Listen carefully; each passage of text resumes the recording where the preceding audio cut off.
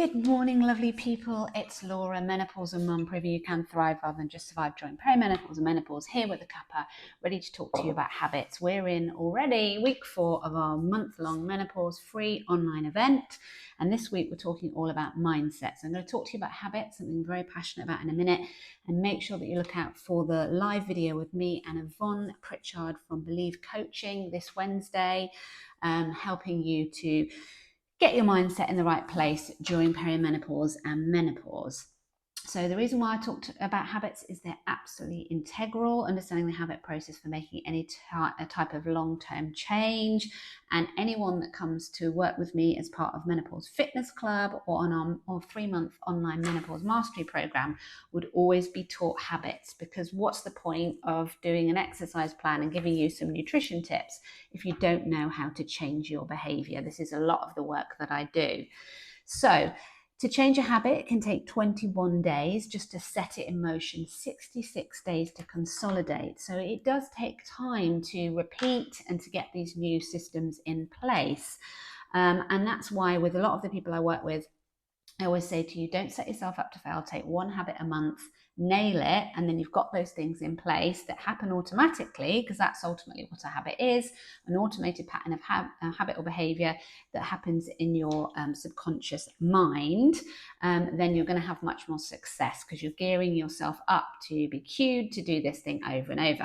And if I was to say to you today, I bet you have had your coffee this morning and you've gone on your phone, you will have done that without thinking, because it is an ingrained habit.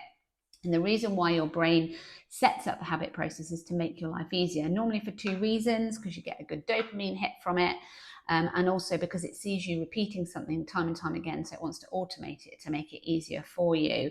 That's why the phone is so lethal, because you obviously get that hit when you see the likes, and it's also something we do a lot. So once we understand this cycle, then it can be much easier to re-engineer or start new habits. I'm going to take you through the habit cycle now. I'm going to tell you how a habit is established, and then we'll talk about how you can actually interrupt it and change something new. And like I say, this is absolutely vital for all of my programs, and I'm sharing this with you because we're talking about Mindset Week. And when we're in perimenopause and menopause, we lack willpower. So even more important to have more positive automated systems to help us to thrive and meet our goals. So this is the basic habit cycle. I don't know if you can see this. So what happens when a habit is formed? There's normally a cue. It could be a smell. It could even be the clock turning 11 o'clock, something in your environment that cues a need or craving in you to do something. You then respond with a habit or a behavior.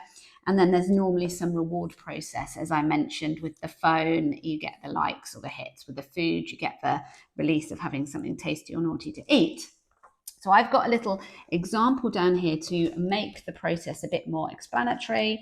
So say, for example, I've mentioned many times before, because I'm a food freedom coach, I don't restrict anything in my diet. I, like anyone else, have bad habits that aren't great. Most of my diet's good.